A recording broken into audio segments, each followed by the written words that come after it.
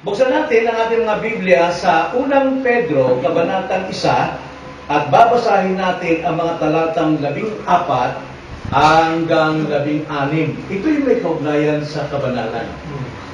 May kaugnayan sa kabanalan. Unang Pedro, Kabanatang 1, 14 hanggang 16. Napakahalaga po ang paksang ito. Baka iniisip natin tayo po ay makakarating sa karya ng Diyos na hindi natin nalalaman ang paksang ito, nagkakamali tayo. Sapagat walang makakarating sa langit kung wala po tayong kabanalan. Hebreo 12:14. Kaya napakahalaga po ito. Ating ituon ang ating puso at pakikinig sa paksang ito. Ganito ang sabi sa verse 14 hanggang 16.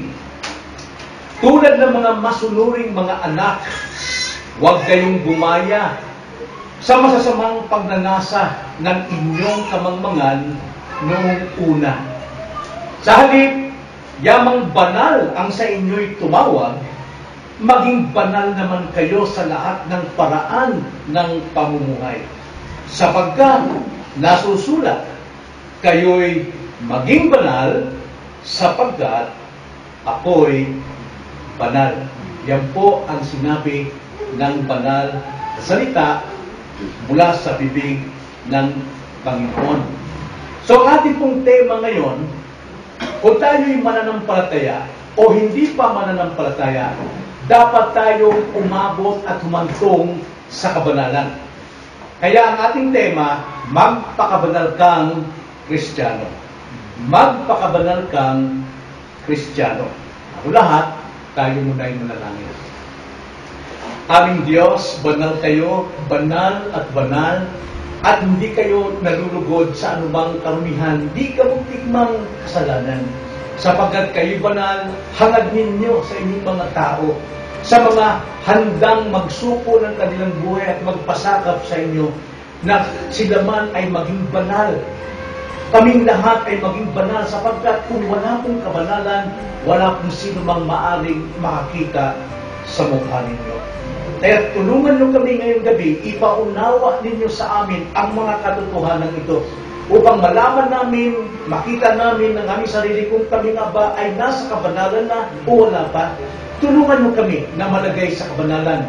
At kung kami naman ay nandun na sa kabanalan, tulungan nyo kami na magpatuloy sa pamumuhay kabanalan.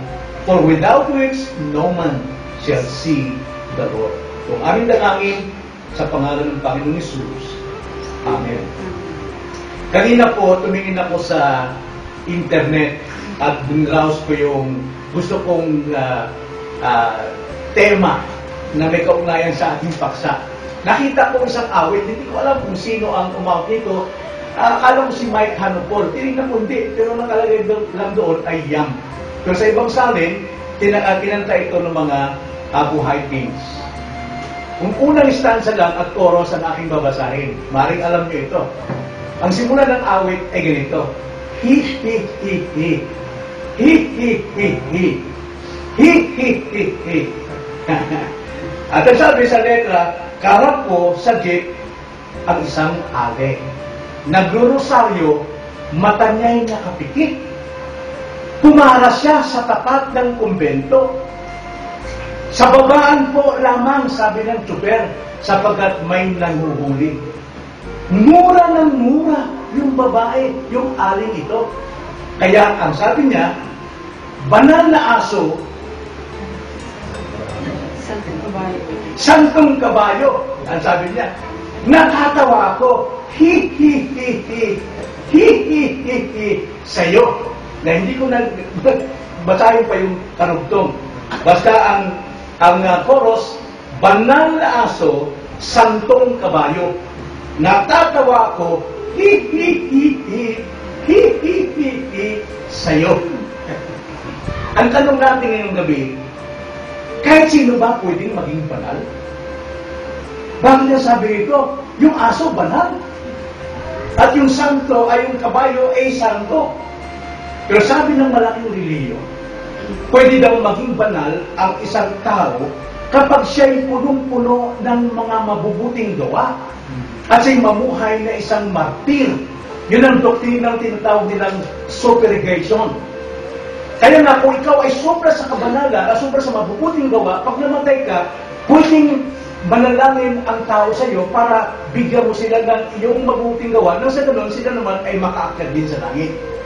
Kaya maraming nananalangin sa mga ribulto dahil ang paniwala nila, sobra-sobra yung kanilang nagawang kabutihan. Ang sabi naman ng iba, pwede kang maging banal, basta magpakabait ka lang.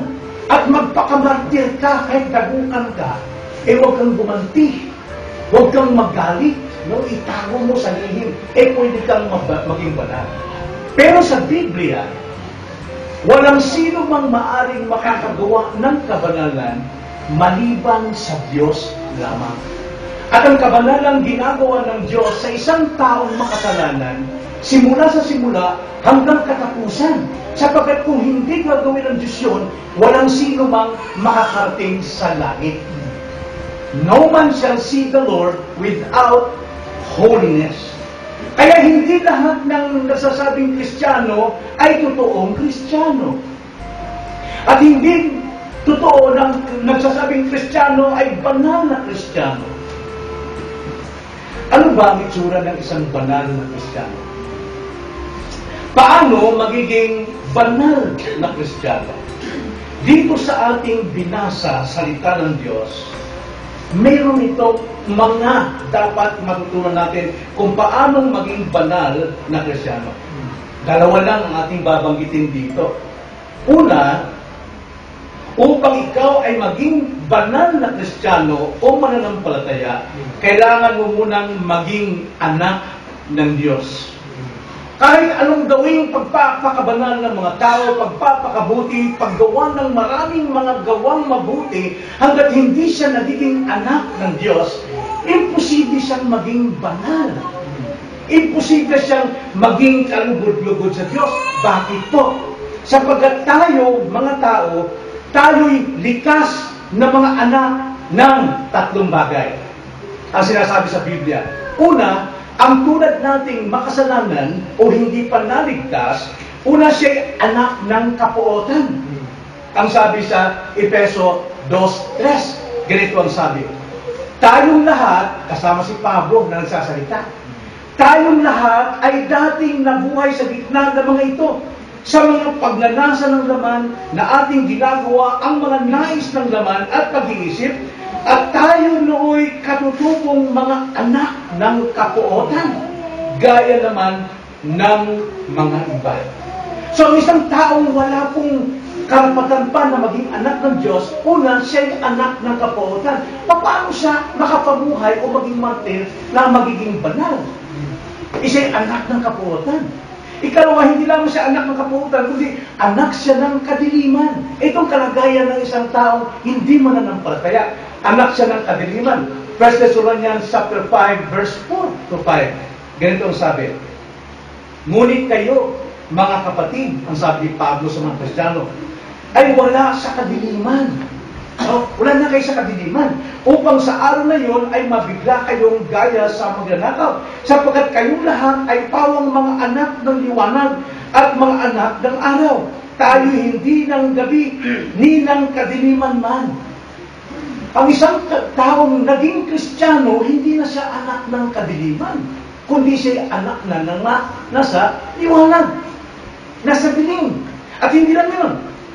Isa pa, tayo'y likas ng anak ng dyablo. Alam mo ba yun?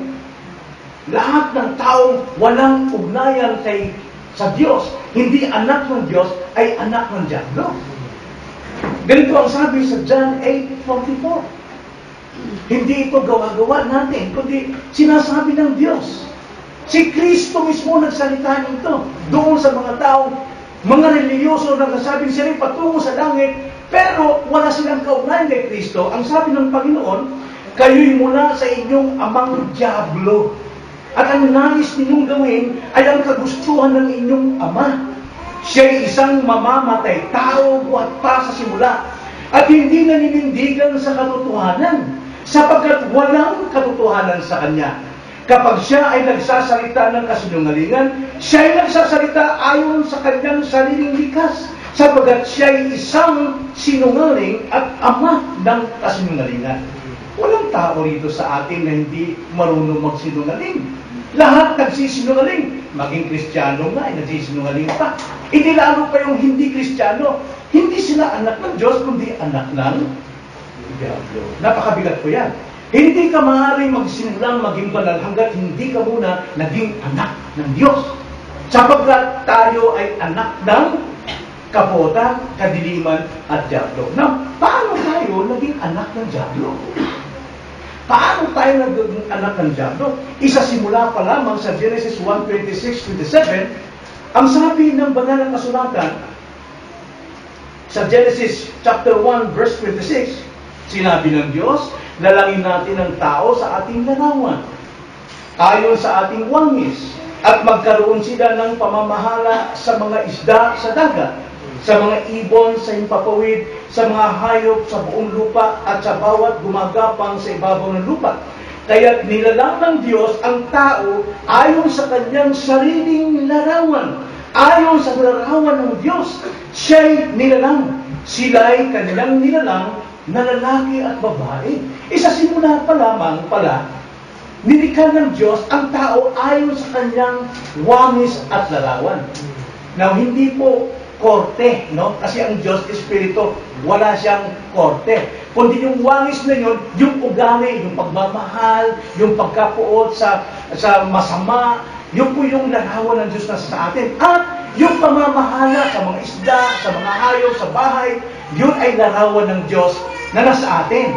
Tayo ay nilikha ng Diyos ayon sa kanyang larawan. Yan ang unang kalagayan ni Adan. Na may papatunay pa ito sa Lucas 3:28 na ang pagkakilala kay Adan ay anak ng Diyos. So lahat ng lahi ni Adan, kung tutusin, ay anak ng Diyos. Sapagkat ito sabi sa Lucas 3:38. Hindi natin basahin yung una, yung mga lahi, salinlahi, hanggang sa pagdating kay Enos, sa 37, ni Matusila, si Enoch, ni Jared, at ni Mahalalel, ni Kainan, ni Enos, ni Seth, ni Adan, ng anak ng Diyos. Anak ng Diyos. Ngayon, bakit nangyari na ang mga nilikha ng Diyos ayon sa kanyang wangis at larawan ay naging anak ng Diablo, sabi ni Jesus Christ sa John 8:44. Natanda natin katangian ni Adan, siya'y sinungaling sapagkat siya'y likas na ama ng kasinungalingan. At lahat tayo marunong magsinungaling. Bakit? Sapagkat nangyari po ang pagbagsak ng tao ni Adan sa kasalanan. At dahil si Adan ay nagkasala, yung larawan ng Diyos wala na sa kanya at sa kanyang mga lahi. Ang lahi ngayon ni Adan ang nasa atin. Genesis, basahin natin ang Genesis chapter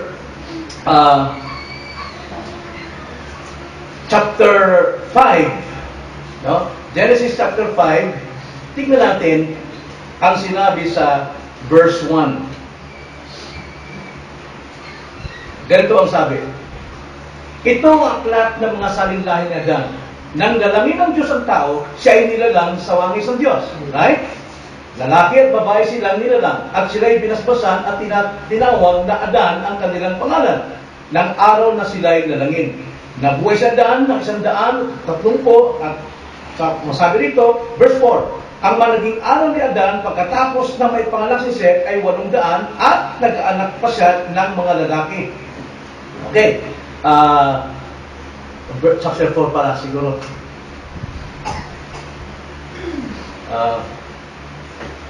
Sorry, chapter 5 nga.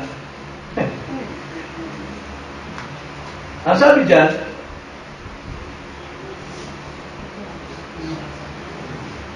sorry, sino makakita nun, na tayo ay naging wangis niya, dan hindi na wangis ng Diyos. Ha?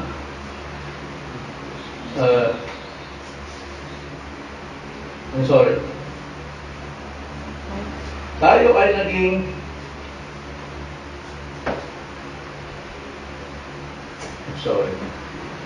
naging aking pagkata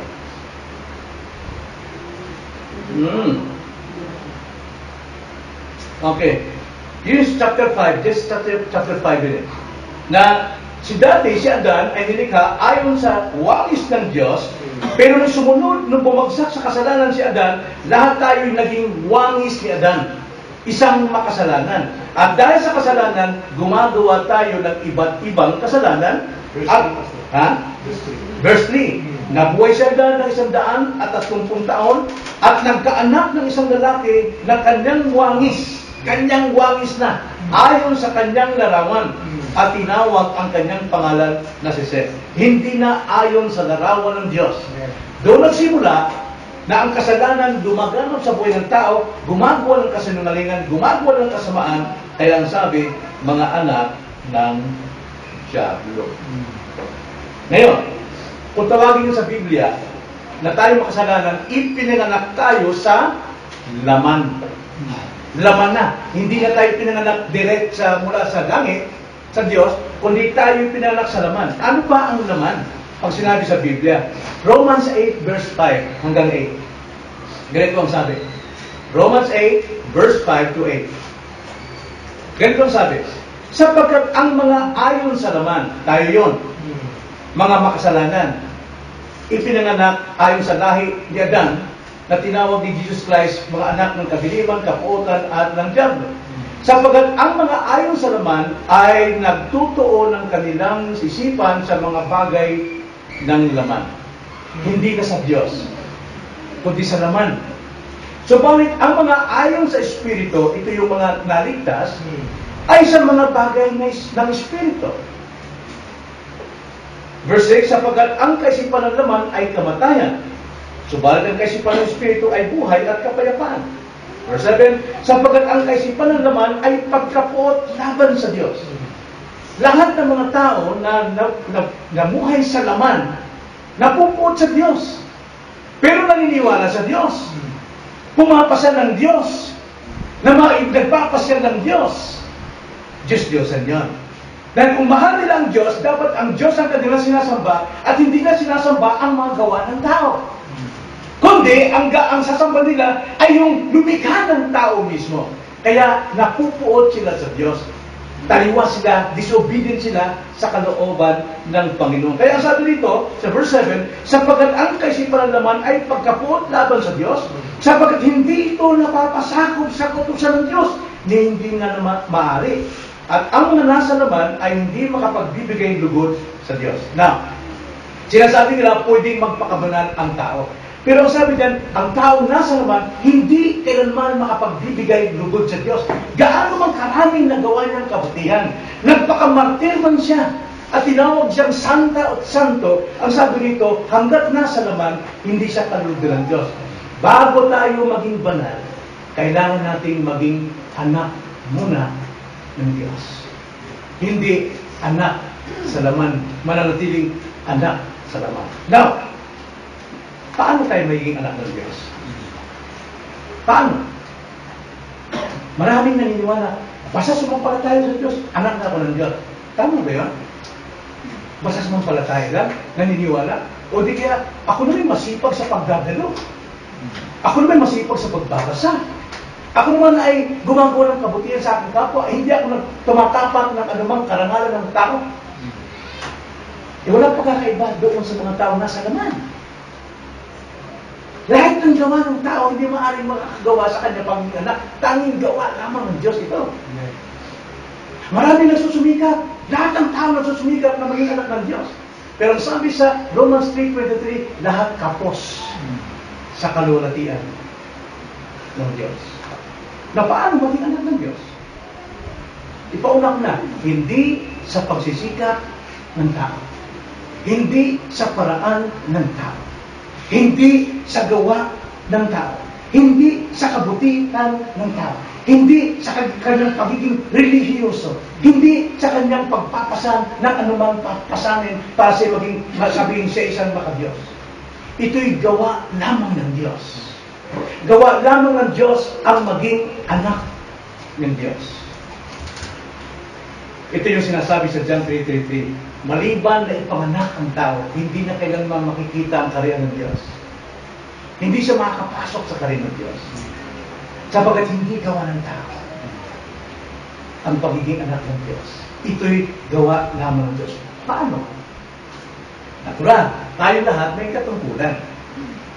Pero yung ating katungkulang ginagawa, hindi yun ang makapagbabago sa atin. Hindi ito ang makapagligtas sa atin. Hindi ito magpagpapagbala sa atin. Kundi katungkulan natin bilang mga makasalanan na tumugon tayo sa panawagan ng Diyos. Tanging pag-asa natin ay tumugon tayo sa panawagan ng Diyos. Hindi yun ang makapagliligtas sa atin. Ano yung katungkulan natin? Ang katungkulan natin ay makinig ng Kanyang salita. Lahat ng tao tinatawagan ng Diyos, gaano man ka makasalanan, tinatawagang makinig ng salita sapagkat sa pakikinig ng salita ng Diyos, dito lihim gumagawa ang Diyos sa buhay mo, sa loob mo. Halimbawa rito si Lydia. Madalas na itong pangalan si Lydia dito sa Acts chapter 16. Si Pablo nangangaral sa ibang lugar. Pero nanawagan ng Diyos sa kanya, pumunta ka sa lugar nito sapagkat mayroong nangangailangan ng tulong. Akala ni Pablo, lalaki. Pero wala silang nakitang lalaki. Nagpunta sila sa tabing ilog, nakita nila mga kababaihan na nagpupulong panalangin, mga relihiyosa. Nagsimula si Pablo ngayon na magturo. Mayroong isang babaeng nakikinig. Nakikinig. At dahil sa kanyang pakikinig, binuksan ng Diyos ang kanyang puso. Natanda natin, hindi binuksan ng Diyos ang kanyang puso para makinig. Kundi si Lydia, katungkulan niya nakinig at dahil doon, binuksan ng Diyos ang kanyang puso. Katungkulan natin hindi makapagliligtas, ginagamit ng Diyos upang buksan ang ating puso. Acts 16:23. Dito ang sabi. Nang sila'y, 13. Acts chapter 16 verse 13. At sa araw ng Sabat, ay pumunta kami sa labas ng pintuan sa may tabi ng ilog na sa palagay namin ay may dakong panalanginan. At kami umupo at nakipag-usap sa mga babaeng nagtitipon. At nakinig sa amin ang isang babae, ang pangalan ay Lydia, na sumasamba sa Diyos. Totoong Diyos ang sinasamba niya. Pero bingi pa rin siya sa katotohanan. Hindi pa rin siya naligtas doon. Sinasabi ng mga tao, yan ay totoong sumasamba sa Diyos, kaya banal yan. Hindi. Ang sabi diyan, sumasamba sa Diyos. Siya'y mula sa lungsod ng Tiatira, isang mga ngalakal na mga telang kulay ube. Binuksan ng Panginoon ang kanyang puso upang makinig na mabuti sa mga bagay na sinasabi ni Pablo. Na mapapansin natin ang isang taong binuksan ng Diyos ang puso niya para makinig mabuti. Hindi po nagwawalang bahala lang kung ano napapakinggan. Hindi na alam ko na yan, hindi ko sasabi alam, kundi pinapakinggang maigi. Gaya ng parabo si Christ sa isang matabang lupa, yun ang taong nakikinig, inuunawa at dinadala sa puso ang kanyang napapakinggan at ibinubuhos ang kanyang sarili na magtiwala sa salita ng Panginoon. Ito si Lydia. At dahil dyan, si Lydia ay naligtas. Ang pagbabago ng ating panloob na pagkatao, hindi sa pagsisikap ng tao, kundi ito'y gawa ng Diyos. Gusto niyo bang malaman kung paano gumawa ang Diyos sa puso ni Lydia? Sinabi niya yan, mayroon ng 1,000 taon kung paano gumagawa ang Diyos sa tao na nakikinig ng salita. Binubuksan ang kanyang puso. Balikan natin yun. Paano yung pinaliwanag? Ezekiel chapter 36. Ito'y tumutukoy sa Israel, pero ito'y tumutukoy sa mga tao ngayong makikinig ng salita ng Diyos. Ezekiel chapter 36, verse 25 hanggang 27. Ganito kung kumilos ang Diyos sa mga taong nakikinig ng salita ng Panginoon, kaya binuksan ang kanyang puso. Binuksan ang kanyang pagkatao. Ganito sabi, ako'y magwiwisik ng malinis na tubig sa inyo. Kayo'y magiging malinis sa lahat ninyong karumihan at lilinisin ko kayo sa lahat ng inyong mga Diyos-Diyosan. Ano ibig sabihin nun? Ang sabi ng Panginoon, ang sabi natin ito, tanging Diyos lamang ang makapaglilinis ng inyong kaluluwa. Tanging Diyos lamang makapagpapatawad ng inyong kasalanan. Habang ikay nakikinig, pag binuksan ka ng Diyos, ikaw ay pinapatawad sa iyong kasalanan. Verse 26, bibigyan ko kayo ng bagong puso at lalagyan ko kayo ng bagong espiritu sa loob ninyo. Aking aalisin ang batong puso sa inyong laman at aking bibigyan kayo ng pusong laman. Ano ibig sabihin dyan? Tanging Diyos lang ang makapagbabago ng ating panloob na pagkatao, na kung tawagin ay puso. Puso kasi, ito yung sentro ng ating pagkatao. Ang puso natin, kung tayo hindi Kristiyano, tayo ang nakaupo at tayo ang nag-uutos sa Diyos kung anong gusto natin. Pero kapag dyan ay binago ng Diyos, si Kristo ang naupo sa iyong puso at ikaw tagasunod ni Kristo kung ano ang kanyang naisin. Then, verse 27, aking ilalagay ang aking espiritu sa loob ninyo at palalakarin ko kayo ng ayon sa aking mga tuntunin at magiging maingat kayo sa pagsunod sa aking mga batas. Ang sabi diyan, tanging Diyos lang ang makapagbibigay sa atin ng kanyang espiritu. At kapag ibinigay sa atin ang kanyang espiritu, nasusunod natin ang kanyang gusto. Nagbabago ang buhay natin. Hindi na tayo nagtitiwala sa pastor, o sa iglesia, o sa mga tao, o sa iyong kabutihan, kundi ikay magsisikap at magtitiwala sa Diyos na nakaupo sa iyong trono.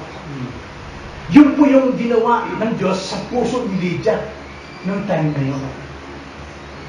Yun ang ginawa ng Diyos sa puso ni Lydia. At dahil nilagyan ka ng Espiritu ng Diyos, sino yun? Sino ang Espiritu ng Diyos yun na tinutukoy? Sa panahon natin ngayon, si Yesu Cristo. Tingnan sa Galatia chapter 4, verse 6. Ang sabi sa chapter 4, verse 6, at sapagkat kayo'y mga anak, isinugo ng Diyos ang Espiritu ng kanyang anak na sa ating mga puso na sumisigaw, Aba, Ama. Dahil ang Espiritu ng Diyos, sa Espiritu ni Kristo, ang siyang inilagay sa ating puso, mayroon tayong karapatan tumawag sa Diyos, Ama. Pero maraming tumatawag sa Diyos na Ama, pero ang totoo nun, ang tinatawag ng Ama ay ang Diablo. Sapagkat tanging ang Diyos lang ang makapagbibigay ng Espiritu ng kanyang anak sa puso mo upang kayo matutong tumawag ng Ama, Father, sa totoong Diyos. Tanging Diyos lang. So sa mga tuwid, kapag ikay mayroon ng Espiritu ng Diyos, ikay anak na ng Diyos, at pinapatunayan ito ni Kristo na ikay anak ng Diyos, ang sabi sa ating teksto, balikan natin ang 1 Peter chapter 1:14. Tulad ng mga anak, tulad ng mga masunuring mga anak, huwag na kayong gumaya sa masamang pagnanasa ng inyong kamangmangan noong una. Isa na siyang masunuring anak. Dati, tumatawag siyang Ama sa Diyos, pero rebelde ang sinusunod kung anong gusto ng Diablo. Pero ngayon, dahil meron siyang Espiritu ni Kristo, nagiging masunurin siya. Hindi niya binabalikan ang kanyang mga gawa noong una. Hindi na siya alipin ng kanyang nakaraan. Nakuha niyo? Bago maging banal ang isang tao, anong dapat mangyari sa kanya? Dapat muna siyang maging anak ng Diyos. Ang pagiging anak ng Diyos, hindi sa pagsisikap ng tao, kundi ito'y gawa ng Diyos sa iyo. Anong katungkulan natin? Makinig ng salita ng Diyos. Maraming nasabing naligtas sila dahil sila ay nag-swimming, nakatagpuan nila si Yesu Cristo sa ilalim ng dagat. Maraming may experience, nakarating daw sila sa impyerno at nakita lang, grabe kaya magtitiwala sila sa Diyos. Pero sabi sa Banal Kasulatan, hanggat hindi mo napakinggan ang salita ng Diyos, walang pangyayari at paraan na mabuksan ng Diyos ang iyong puso. Sapagkat ang salita ng Diyos, ito yung taba ng Espiritu Santo. Ephesians 6:17, di ba? Ang salita ng Diyos, ito yung taba ng Espiritu Santo na siyang bubutas ng iyong dibdib at bubuksan ang iyong puso nang sa ganun matanggap mo ang biyayang kaloob ng Diyos. So ngayon, tapos na ba? Hindi pa. Dahil ngayon ikay anak na ng Diyos at nagsisimula ng iyong pagiging banal, Now, pag sinabing banal, hindi ibig sabihin na malumanay, na dinagok-dagokan. Hindi yan. Ibig sabihin, pag banal ka, ikaw ay pag-aari na ng Diyos. Hindi ka na pag-aari sa Satanas sa sanlibutan. Ikaw ay hinugot na roon mula sa kadiliman tungo sa kanyang kaliwanagan. Kaya nga kung tawagin yan, miyembro ka ng iglesia. Iglesia, ibig sabihin, tinawag mo na sa kadiliman. At ngayon, dahil ikaw ay anak ng Diyos at nagsisimula ng kabanalan, ang ikalawa, ano dapat gawin? Tumulad ka sa Ama. Basahin natin, 15 hanggang 16, sa ating text. Basahin natin 14, para tuloy-tuloy. Tulad ng mga masunuring mga anak. Alam natin, anak, no? Huwag kayong bumaya sa masamang pag-arasa ng inyong kamamagan noong una. Sa halip, ngayong ikay anak na, yamang banal ang sa inyo'y tumawag, maging banal naman kayo sa lahat ng paraan ng pamumuhay. Sapagkat nasusulat, kayo'y maging banal sapagkat ako'y banal. Sino ang sinasabi nito ng Diyos na kayo'y maging banal sapagkat ako'y banal? Yung kanyang mga iniligtas, yung kanyang mga inaring anak, yung mga taong binuksan niya ng puso. Hindi niya tinasabi ito sa maraming tao, kundi doon lamang sa mananampalataya. Nasusulat, dahil ako'y banal, magpakabanal kayo. Ibig sabihin, tumulad kayo sa buhay ko sa lahat ng paraan. So yun, dahil sa ikaw ay isang anak at binanal ka ng Diyos, tumulad ka sa Ama. Sino ang Ama? Ang Ama ay isang banal na Diyos. Pag sabing banal, hiwalay sa kasamaan.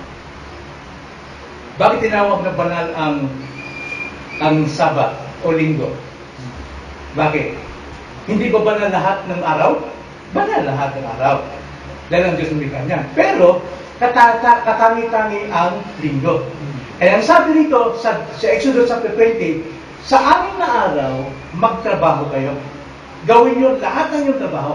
Pero yung araw ng linggo, banalin ninyo. Ibig sabihin, ihiwalay ninyo sa pangkaraniwang gamit ang linggo. Ang linggo ay para sa akin. Sambahin ninyo ko.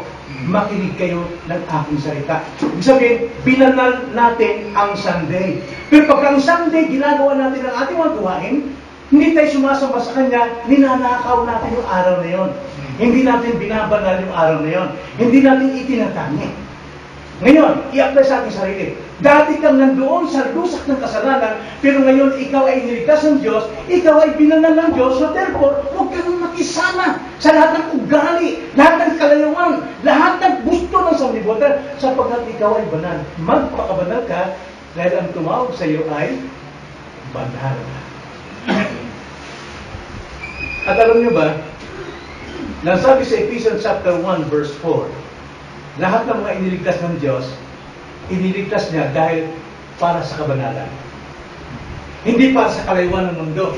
Hindi para magliwaliw. Kristiyano na ako, ligtas na ako, pwede ko lang gawin na lahat ng bagay. Hindi. Ang sabi sa Ephesians chapter 1 verse 4, basahin natin.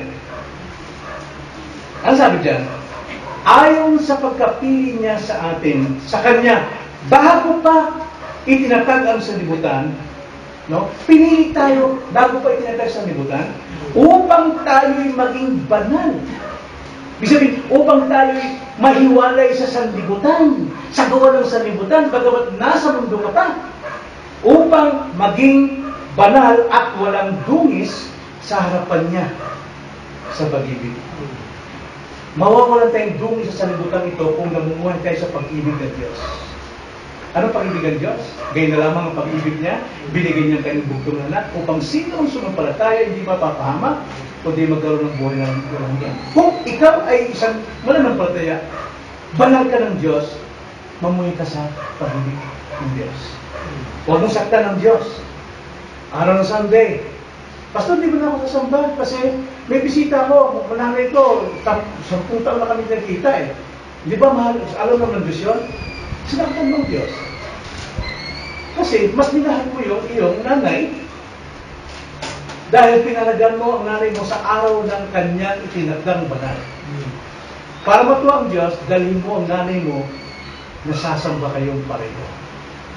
Matutuwa ang Diyos, maaaring maligtas pa, kamimutan.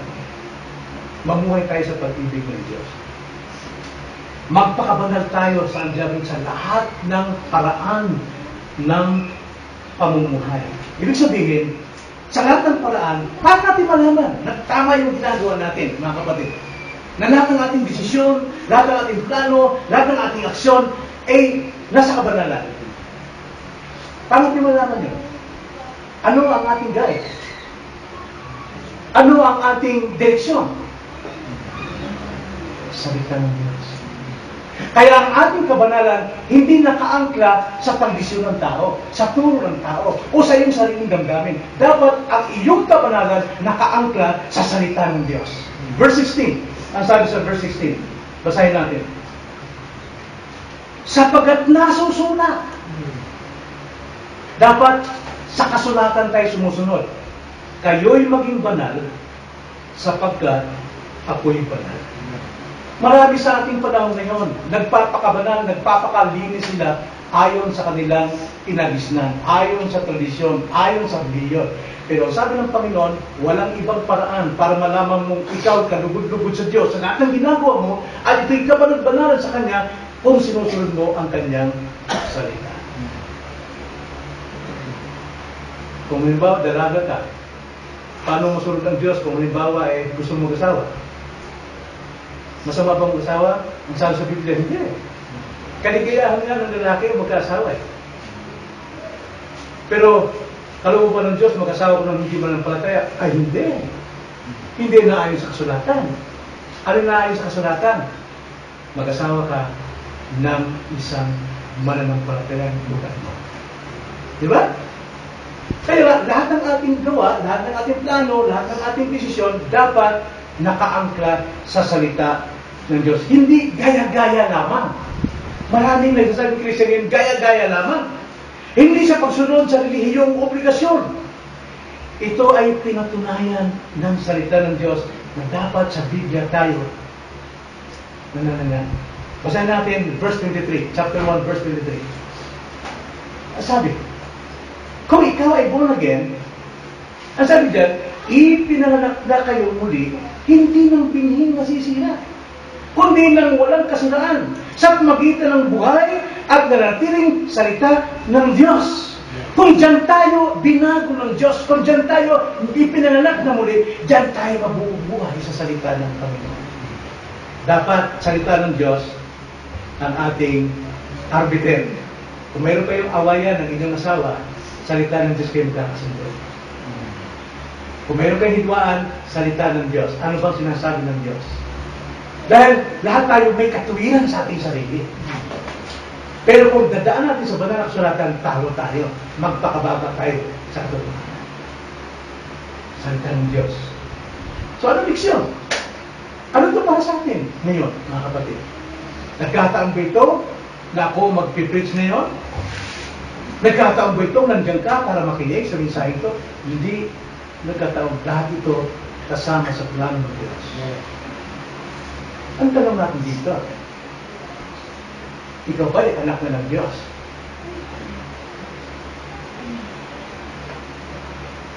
Kung anak ka ng Diyos, paano ka naging anak ng Diyos?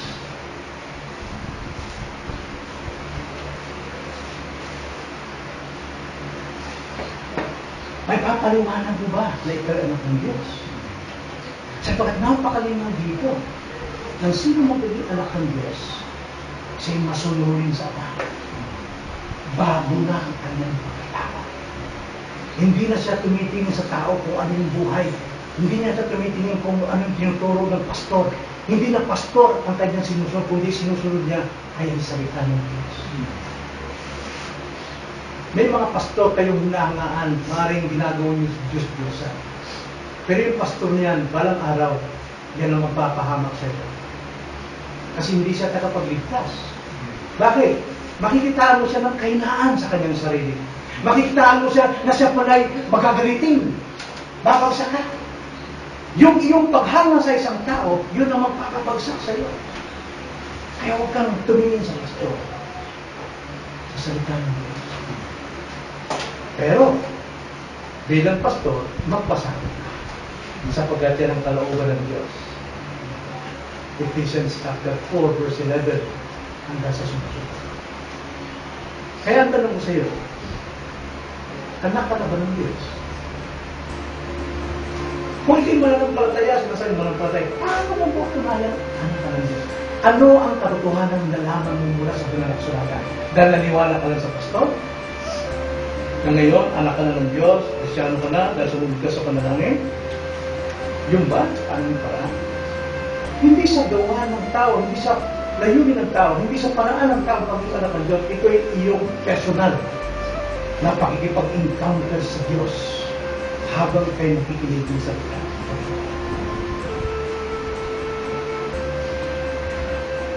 Paano mo sabi mo, anak ka na ng Diyos dahil masunurin ka sa mga obligasyon tinuturo ng reliyon? Tapat ka? Tanda natin, walang reliyon ang makapagliligtas. Hindi reliyon ang natako sa krus. Hindi reliyon ang umako ng kasalanan, ng makasalanan. Tanging si Kristo lang.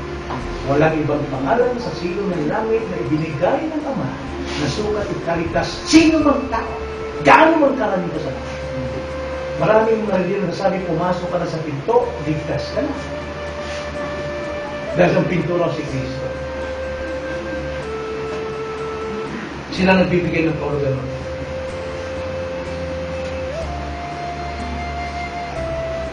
Ang reliyon, ikaw gumawa. Magsikap ka, gumawa. Kailangan standard mo mataas. Kailangan mabuti ng tao para ikaw maging anak ng Diyos. Simple lang pagiging anak ng Diyos. John 1:12, ang sabi, subalit ang lahat ng tumanggap sa Kanya na sumasampalataya sa Kanyang pangalan ay Kanyang pinagkalooban sila ng karapatan na maging anak ng Diyos.